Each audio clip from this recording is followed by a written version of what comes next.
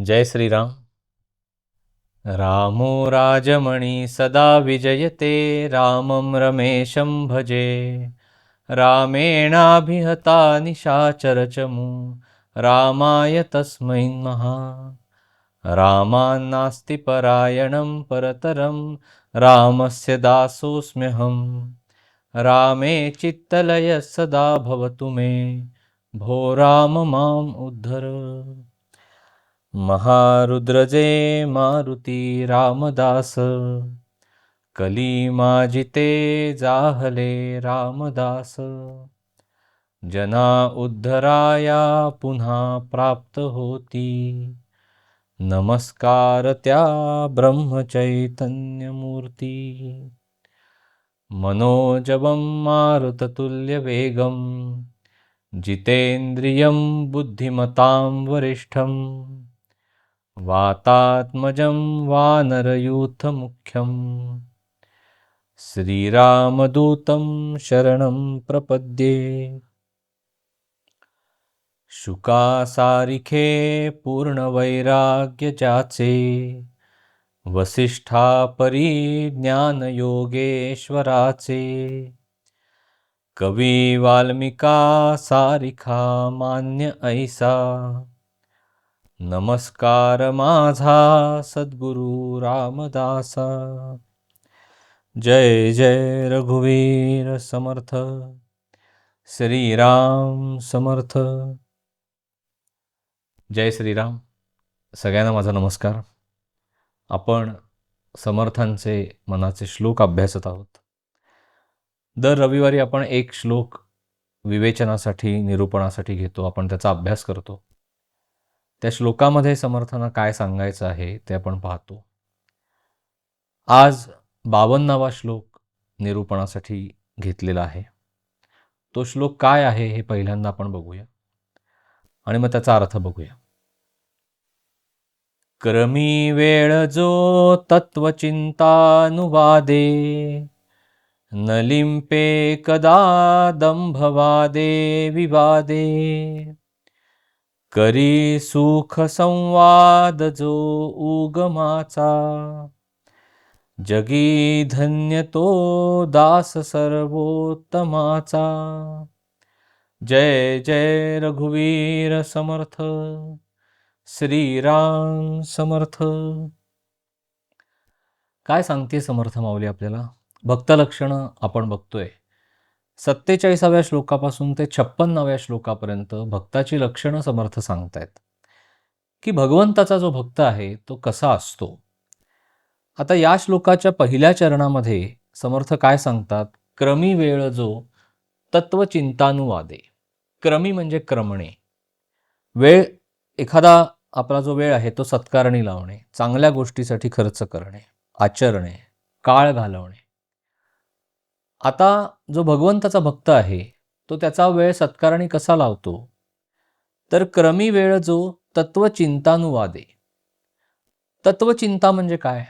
तर परमात्म स्वरूप कसं आहे त्या परमात्म्याचं चिंतन करणं, परमात्म तत्वाचं चिंतन, आत्मचिंतन, मनन करणे, ध्यान करणे, शांतपणे विचार करणे की भगवंत म्हणजे कोण आहे, आपण कोण आहोत, भगवंत आपल्यामध्ये कसा वसलेला आहे, त्याचा उगम कुठे होतो, चिंतन करणे. याच गोष्टीचा सतत विचार करणं याला समर्थांनी तत्वचिंता असं म्हटलेलं आहे. अनुवादे म्हणजे काय? की त्या भक्ताला परमात्म्याचं चिंतन करून, आत्मचिंतन करून जे परमात्म्याचं दर्शन झालेलं असतं त्याचं वर्णन, त्याचं गुणानुवाद तो इतरांना सांगतो. त्याला असं वाटत असतं की जे आपल्याला लक्षात आलेलं आहे ते सगळ्यांना कळावं, ही त्याच्या मागची भूमिका असते. त्याला समर्थांनी अनुवादे असं म्हटलेलं आहे. म्हणजे क्रमी वेळ जो तत्वचिंतानुवादे म्हणजे जो भगवंताचा भक्त आहे तो भगवंताच्या चिंतनामध्ये आणि त्या चिंतनातून त्याला जे ईश्वराचं दर्शन होतं, जे तत्व त्याच्या लक्षामध्ये येतं ते इतरांना सांगण्यामध्ये तो त्याचा वेळ घालवतो, म्हणजे सत्कारणी लावतो. पुढच्या चरणामध्ये समर्थ माऊली आपल्याला सांगते की न लिंपे कदा दंभ वादे विवादे.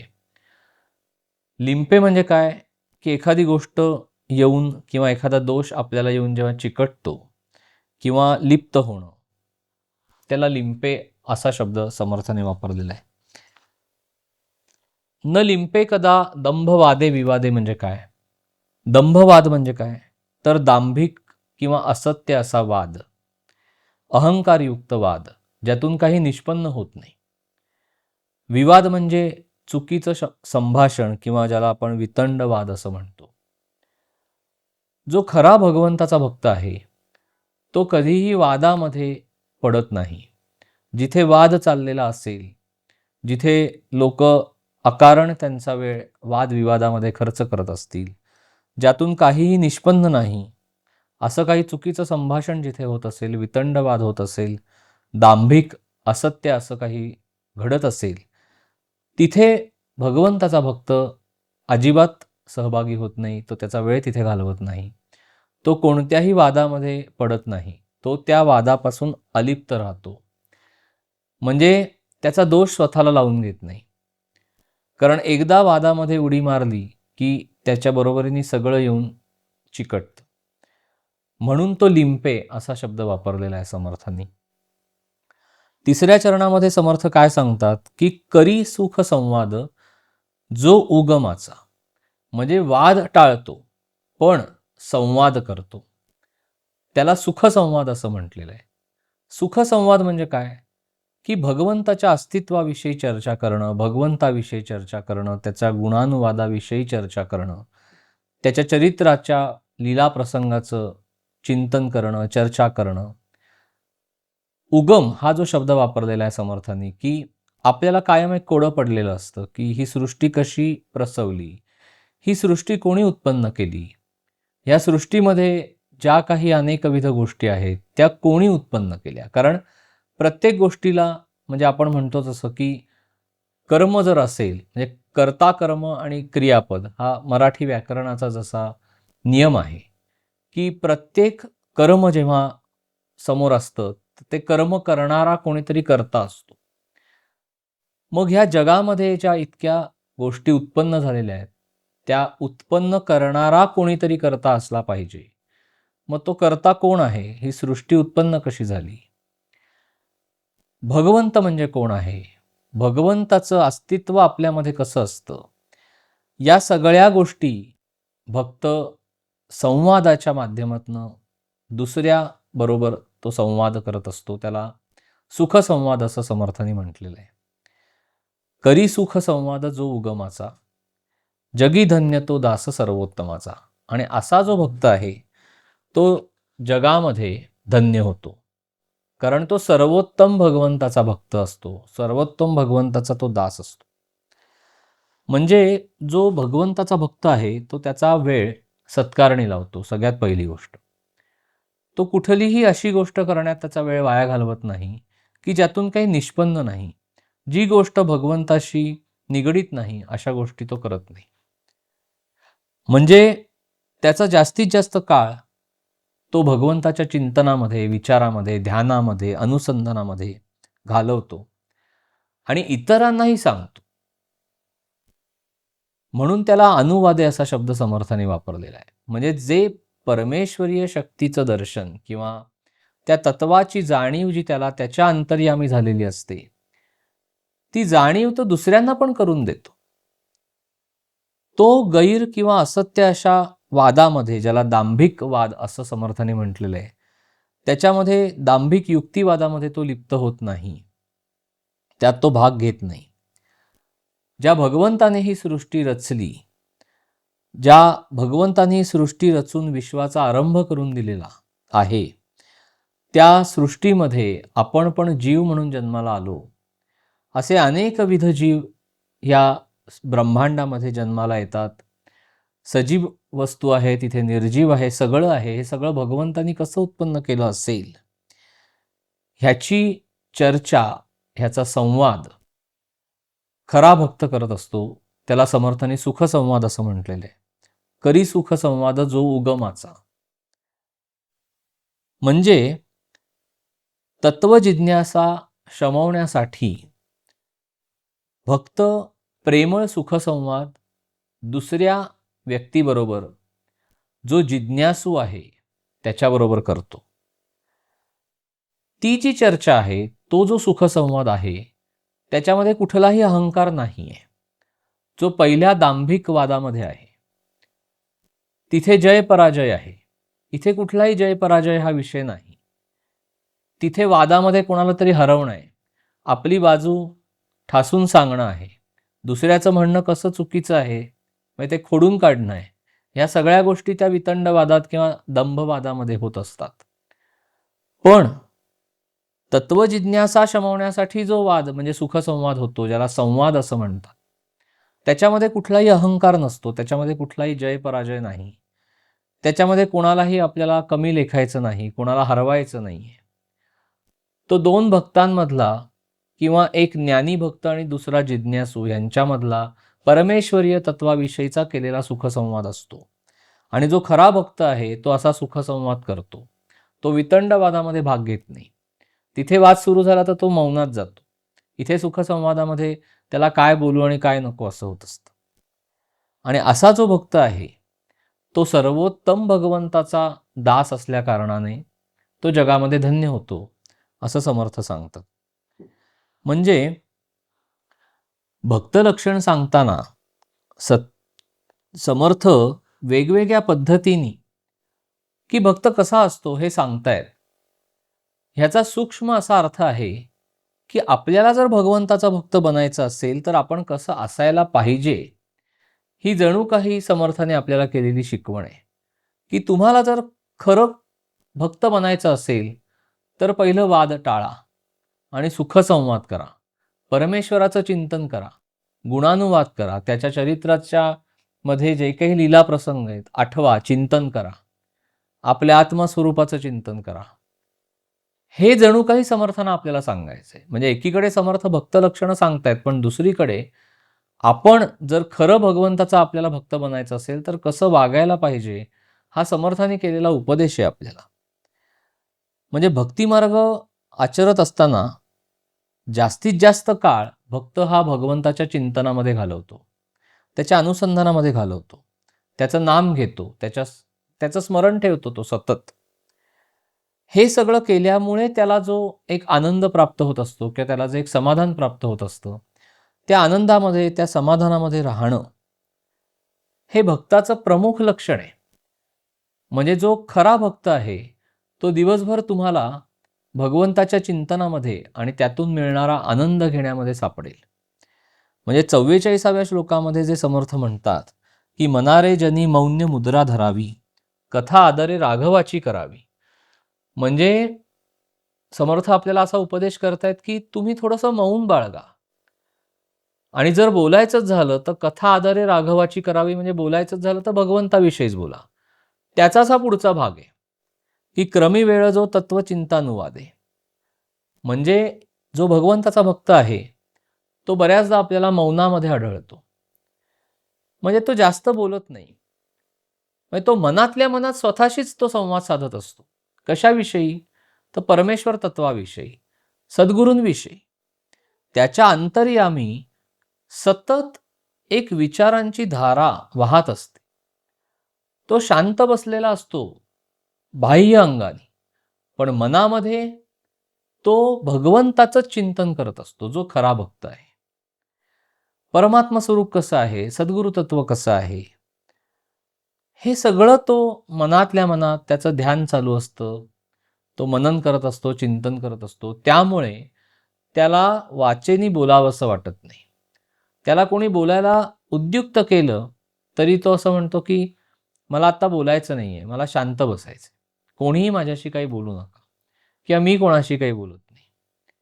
ही जी एक भक्ताची प्रमुख अवस्था आहे की त्याला जास्तीत जास्त मौनामध्ये, भगवंताच्या चिंतनामध्ये, स्वतःच्या आनंदामध्ये आणि समाधानामध्ये राहायला आवडतं. तो बाहेरच्या चर्चेमध्ये भाग घेत नाही आणि बाहेरच्या चर्चेमध्ये भाग घेतला नाही की आपोआप वाद टाळले जातात.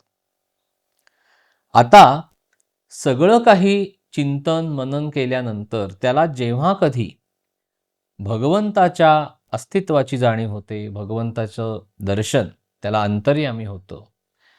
ते जे काही आहे ते तो इतरांना सांगतो, त्याला अनुवादे असं समर्थाने म्हटलेलं आहे, की तो भगवंताचा गुणानुवाद करतो.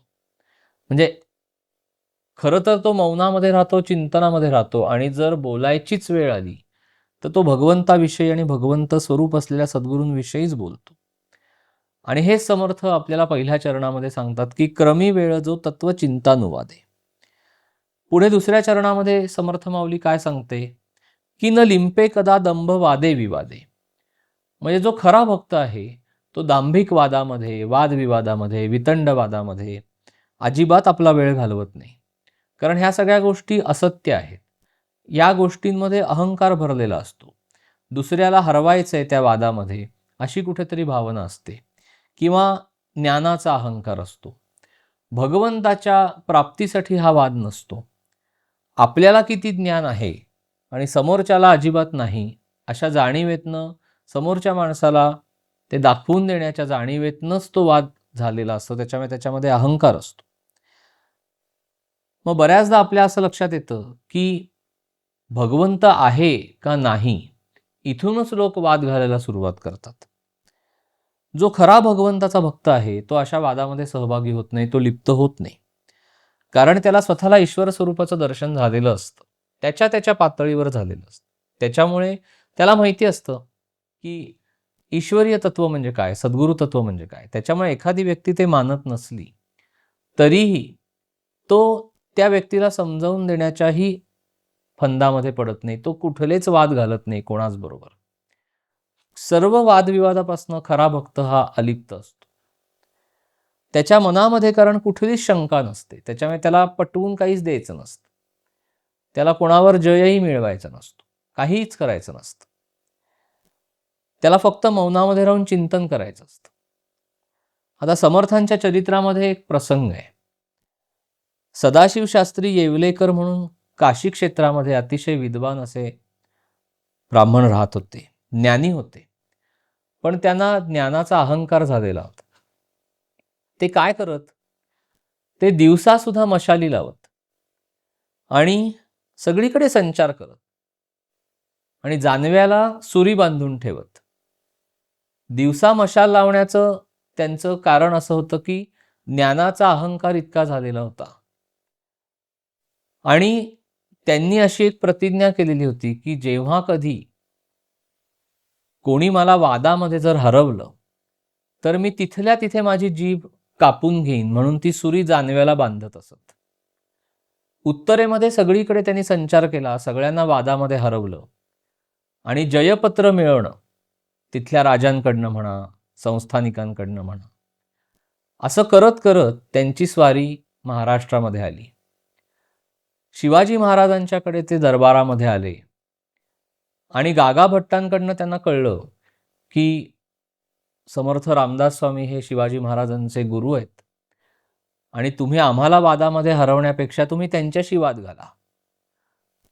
मग सदाशिव शास्त्री शिवाजी महाराजांना सांगतात की मला समर्थांबरोबर वाद घालायचा आहे. आता शिवाजी महाराजांना पेच पडतो, कारण समर्थ हे स्वेच्छाविहारी होते. ते पाहिजे त्या ठिकाणी जाऊ शकत होते, त्यांना कोणी अडवू शकत नव्हतं. एका जागी थांबत नसत, सतत संचारामध्ये असत. तर शिवाजी महाराज म्हणतात, बघूया आता समर्थ कुठे आपल्याला सापडतायत. सगळी मंडळी चाफळमध्ये येतात. तिथे समर्थ त्यांना सापडतात, तिथे असतात चाफळमध्ये. ही सगळी मंडळी समर्थांना नमस्कार करतात, बाजूला बसतात. पण सदाशिव शास्त्री हे अतिशय गर्वाने, अहंकाराने लिप्त असल्यामुळे समर्थांना वंदन न करता ते तसेच ताठपणे उभे राहतात. समर्थ काही हरकत नाही असं म्हणून कल्याण स्वामींना बोलवतात आणि तिथून एक मोळी विक्या चाललेला असतो, जातीनी महार असतो, त्याला बोलवतात पुढे आणि कल्याण स्वामींना सांगतात की तुझ्या कुबडीनी एक एक रेष ओढ आणि त्या मोळी विक्याला सांगतात तू रेष पार करून पुढे ये. मग तो मोळी विक्या एक रेष पार केल्यानंतर वैश्य बनतो. अजून एक रेष ओढतात, ती ओलांडायला सांगतात, मग तो क्षत्रिय बनतो. अजून एक रेष ओढतात, ती ओलांडायला सांगतात, मग तो ब्राह्मण बनतो. आणि समर्थ आता त्या ब्राह्मण बनलेल्या मोळीविक्याला सांगतात, तू या सदाशिव शास्त्रींबरोबर वाद घाल. आणि मग तो जो मोळीविक्या म्हणजे ब्राह्मण बनलेला जो मोळीविक्या आहे तो त्यांना वादामध्ये हरवतो. आणि मग सदाशिव शास्त्रींना समर्थांचा अधिकारही लक्षात येतो. म्हणजे न लिंपे कदा दंभ वादे विवादे ही जी उक्ती आहे त्याप्रमाणे समर्थ दांभिक वादामध्ये अजिबात लिप्त झालेले नसतात. पण त्यांना हे दाखवून द्यायचं असतं की परमेश्वर स्वरूप म्हणजे काय आहे. आणि मग पुढे सदाशिव शास्त्रींचा सुद्धा उद्धार समर्थांनी केलेला आहे. आणि तो जो मोळीविक्या असतो त्याचाही उद्धार समर्थ करतात. म्हणजे खरं तर नारद मुनींचा अपमान केल्यामुळे तो चित्ररथ नावाचा गंधर्व असतो आणि नारद मुनी शाप देतात. तर तेव्हा तो उशाप मागतो. तर तेव्हा नारद मुनी त्याला असं म्हणतात की तुला 2 जन्म पशुयोनीचे प्राप्त होतील आणि 1 जन्म मनुष्य देह प्राप्त होईल आणि प्रत्येक वेळेला तुझा एका अधिकारी अशा व्यक्तीकडून तुझा उद्धार होईल. त्यामुळे पहिला जन्म जो त्याला प्राप्त झालेला आहे पशुयोनीतला, तो जगतपाल राजाच्या वेळेला तो घोडा बनलेला आहे आणि मुकुंद राजाकडून त्याचा उद्धार झालेला आहे. ज्ञानेश्वरांच्या ह्याच्यामध्ये तो रेडा बनलेला आहे आणि ज्ञानेश्वर महाराजांकडून त्याचा उद्धार झालेला आहे. आणि समर्थांच्या अवतारामध्ये तो मोळीविक्या बनलेला आहे, अंत्यज, आणि त्याचा उद्धार समर्थ करतात आणि तो गंधर्व शेवटी स्वर्गी जातो. पुढच्या चरणामध्ये समर्थ आपल्याला सांगतायत की जो खरा भक्त आहे तो करी सुख संवाद जो उगमाचा. म्हणजे वितंडवादामध्ये दांभिक वादामध्ये तो भक्त पडत नाही, पण भगवंताविषयीची चर्चा मात्र तो करतो. त्याला सुखसंवाद असं म्हटलेलं आहे. म्हणजे जो ज्ञानी जाणता भक्त आहे, ज्याला आत्मस्वरूपाचं परमेश्वराचं ज्ञान झालेलं आहे, ईश्वर दर्शन झालेलं आहे, तो भगवंताची त्याच्या गुणानुवादाची चर्चा करतो, त्याच्या उत्पत्तीची, उगमाची, ही सृष्टी कशी उत्पन्न झाली ह्याची चर्चा करतो. समर्थ चरित्रामध्ये अजून एक प्रसंग आहे, तो सांगतो तुम्हाला. वेण्णाबाई म्हणून समर्थांच्या शिष्या होत्या. दुर्दैवाने 12व्या वर्षी त्यांना वैधव्य प्राप्त झालं आणि त्या सोवळ्या झाल्या. त्या मुळातच त्यांना अतिशय देवाधर्माची आवड होती आणि वैधव्य प्राप्त झाल्यामुळे त्या आता अजूनच अंतर्मुख बनल्या, ईश्वर चिंतन करू लागल्या, उदासीन बनल्या. उदासीन म्हणजे आपण मागच्या श्लोकामध्ये बघितलं, जो सगळ्यापासून विरक्त होतो, जो सगळ्यापासून अलिप्त होतो त्याला उदासीन असं म्हणतात. म्हणजे त्याला खरं तर सर्वात वरची अवस्था प्राप्त झालेली असते. तर रामायण आणि भागवत ह्या ग्रंथांचं वेण्णाबाई अध्ययन करत असत. पण त्यांना प्रश्न पडत. छोट्या होत्या, 12-13 वर्षाच्या होत्या. पण त्या प्रश्नांची उत्तरं देणारा अधिकारी पुरुष काही मात्र त्यांना सापडत नव्हता. ती अधिकारी व्यक्ती त्यांना भेटेना. तळमळ वाढली की गुरु तुमच्या समोर येऊन उभा राहतो असं म्हणतात. तसं एक दिवशी अचानक सकाळी समर्थ त्यांच्या अंगणामध्ये येऊन उभे राहतात भिक्षा मागण्यासाठी, तुंबावर दूध मागण्यासाठी. तिथे वेण्णाबाईंना पहिल्यांदा समर्थांमध्ये प्रत्यक्ष मारुतीरायांचं दर्शन होतं. आता समर्थांना वेण्णाबाईंच्या सासूबाई असं खिडकीतनं सांगतात की मी श्रावण महिना चालू असतो तर मारुतीला दुधाचा त्यांनी काही हे बोललेलं असतं की मी रोज थोडंसं दूध मारुतीला देईन. त्या समर्थांना सांगतात की तुम्हाला द्यायला दूध शिल्लक नाही आहे. समर्थ निघून जातात पुढच्या घरी. पण वेण्णाबाईंना लक्षात येतं, कारण समर्थांनी प्रत्यक्ष मारुतीच्या रूपात वेण्णाबाईंना दर्शन दिलेलं आहे. आणि त्या धावत जातात सासूबाईंना सांगायला की अहो, ज्या मारुतीरायांसाठी तुम्ही हे श्रावणाचा नेम बोललेला आहात, प्रत्यक्ष मारुतीराय आत्ता येऊन गेलेले आहेत. सासूबाईंना सुद्धा चुटपुट लागते, पण तोपर्यंत समर्थ निघून गेलेले असतात दुसऱ्या घरी.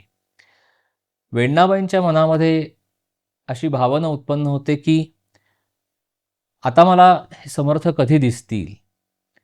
तळमळ अतिशय वाढते. कारण रोज रामायण वाचत असतात, रोज भागवत वाचत असतात. अनेक प्रश्न पडत असतात, पण अधिकारी व्यक्ती भेटत नसते. आणि कुठेतरी समर्थांच्या पहिल्या दर्शनामध्येच वेण्णाबाईंना हे जाणवतं की आपल्या सगळ्या प्रश्नांची उत्तरं ह्यांच्याकडे आपल्याला सापडतील. आणि एक दिवस अचानक समर्थ माध्यान्नीच्या वेळेला पुन्हा भिक्षा मागण्यासाठी वेण्णाबाईंच्या म्हणजे सासरी त्यांच्या अंगणामध्ये उभे राहतात. त्यावेळेला वेण्णाबाई वृंदावनाच्या शेजारी भागवत वाचत असतात आणि समर्थ अतिशय मायेनी वेण्णाबाईंना विचारतात की बाळ तू काय वाचतेस? तेव्हा वेण्णाबाई म्हणतात की मी भागवत वाचतीये. समर्थ त्यांना विचारतात की तू नुसतंच वाचतेस का अर्थ समजून घेऊन वाचतेस? तेव्हा वेण्णाबाई म्हणतात की मला खूप प्रश्न पडतात, काही गोष्टींचे अर्थ मला समजत नाहीत. अनेक प्रश्न मनामध्ये येतात, पण मला त्याची उत्तरं सापडत नाहीत. आता बघा, करी सुख संवाद जो उगमाचा या उक्तीप्रमाणे समर्थ वेण्णाबाईंना अगदी प्रेमाने विचारतात की बाळ तुला कुठले प्रश्न पडलेले आहेत, आणि त्याची उत्तरं देण्याची मनीषा ते व्यक्त करतात. आणि इथे समर्थ आणि वेण्णाबाई यांचा सुखसंवाद सुरू होतो. वेण्णाबाई समर्थांना एका दमात काही प्रश्न विचारतात आणि समर्थ सुद्धा त्या क्रमाने वेण्णाबाईंना उत्तर देतात. आपण तो त्यांच्यातला सुखसंवाद बघूया. 25 प्रश्न वेण्णाबाईंनी समर्थांना विचारलेले आहेत. काय पहिला प्रश्न विचारलाय की जीव कशाला म्हणायचं? समर्थाने असं उत्तर दिलेलं आहे, जो अज्ञानी आहे तो जीव आहे. आता शिवाचं लक्षण कोणतं असा दुसरा प्रश्न विचारलेला आहे. समर्थांनी उत्तर दिलेलं आहे, जो सर्वज्ञानी आहे तो शिव आहे. तिसरा प्रश्न विचारलाय, आत्मा म्हणजे काय? त्याला समर्थांनी उत्तर दिलेलं आहे की आत्मा हा शिवस्वरूप आहे. पुढे वेण्णाबाई विचारतात की परमात्मा म्हणजे काय? तर समर्थ उत्तर देतात की परमात्मा हा विश्वस्वरूप असतो. पुढे वेण्णाबाई विचारतात की अनात्मा म्हणजे काय? तर समर्थ उत्तर देतात अनात्मा हा अनुर्वाच्य असतो. सहावा प्रश्न वेण्णाबाईंनी विचारलेला आहे की प्रपंच म्हणजे काय? तर समर्थाने उत्तर दिलंय की प्रपंच हा माईक जाणावा, मायेने वेढलेला. सातवा प्रश्न वेण्णाबाईंनी विचारलेला सुखसंवाद आहे. कसा आहे बघा, करी सुखसंवाद जो उगमाचा, सृष्टी कोणी उत्पन्न केली? अनेक प्रश्न वेण्णाबाईंनी विचारलेले आहेत. सृष्टी कोणी निर्माण केली हा सातवा प्रश्न विचारलेला आहे. समर्थाने उत्तर दिलेलं आहे की सृष्टी परमेश्वराने निर्माण केलेली आहे. शेवटी सृष्टीचा संहार कोण करतं हा प्रश्न वेण्णाबाईंनी विचारलेला आहे. समर्थाने उत्तर दिलंय की तो परमेश्वरच आहे, जो सृष्टीचा खेळ मोडून टाकतो. नववा प्रश्न विचारलाय, विद्या म्हणजे काय? समर्थाने उत्तर दिलेले, विषयापासून जी अलिप्त असते ती विद्या आहे. अविद्या म्हणजे काय हा पुढचा प्रश्न विचारलाय. समर्थाने उत्तर दिले, जी विषयाशी एकरूप होते ती अविद्या आहे, विषयापासून जी अलिप्त आहे ती विद्या आहे. 11वा प्रश्न असा विचारलाय वेण्णाबाईंनी की परब्रह्माचं स्वरूप कसं आहे? तर समर्थांनी उत्तर दिलंय की परब्रह्म निर्विकल्प स्वरूप आहे. पुढचा प्रश्न वेण्णाबाईंनी विचारलेला आहे की माया कोणती? तर समर्थांनी असं उत्तर दिलेलं आहे की कल्पना करीत राहणे म्हणजे माया आहे. मूळ माया कोणती? तर मूळ माया हे मूलतत्व आहे असं उत्तर दिलेलं आहे. 14वा प्रश्न विचारलाय की मायेला चळण कोण आणतं? तर समर्थांनी उत्तर दिलंय की चैतन्य हे मायेला चाळवतं. पुढचा प्रश्न असा विचारलेला आहे की शून्याचं स्वरूप कसं आहे? बघा, 12-13 वर्षाची छोटीशी मुलगी आहे. केवढी बौद्धिक झेप असेल की हे प्रश्न 12-13 वर्षाची मुलगी विचारतीये. तिला हे सगळे प्रश्न पडलेले आहेत भागवत आणि रामायण वाचून, आणि समर्थ उत्तर देत आहेत. ह्याला सुखसंवाद म्हणतात. चैतन्य म्हणजे काय? तर समर्थाने उत्तर दिलंय की चैतन्य हे सर्वव्यापक असतं. शून्याचं स्वरूप कसं आहे? तर समर्थ म्हणतात शून्य हे अभावात्मक असतं. पुढे प्रश्न विचारलाय की समाधानाचं स्वरूप कसं आहे? समर्थाने वेण्णाबाईंना उत्तर दिलेलं आहे की ईश्वराशी अनन्य होणं म्हणजे समाधान आहे. बघा काय समाधानाची व्याख्या केलेली आहे की जेव्हा तुम्ही ईश्वराशी अनन्य होता. आपल्याला ईश्वराशी अनन्य कधी होता येईल? जेव्हा दिवसभर आपण ईश्वराच्या चिंतनामध्ये राहू, ईश्वराच्या अनुसंधानामध्ये राहू, आपण सतत त्याचं नाम घेऊ, आठवण ठेवू दिवसभर. त्यावेळेला महाराज म्हणतात तसं की भगवंतापासून येणारा आनंद आणि समाधान तुम्हाला थेट प्राप्त होईल. तेच समर्थाने इथे सांगितलेलं आहे. पुढचा प्रश्न वेण्णाबाईंनी समर्थांना विचारलेला आहे की जन्म कोण घेतो? समर्थाने उत्तर दिलंय की जीव जन्माला येतो. मृत्यू कोणाला येतो? तर मृत्यू जीवालाच येतो, कारण जो जन्माला आलेला आहे तो मृत्यू पावतो. बद्ध कोण होतं? तर जीवच बद्ध होतो.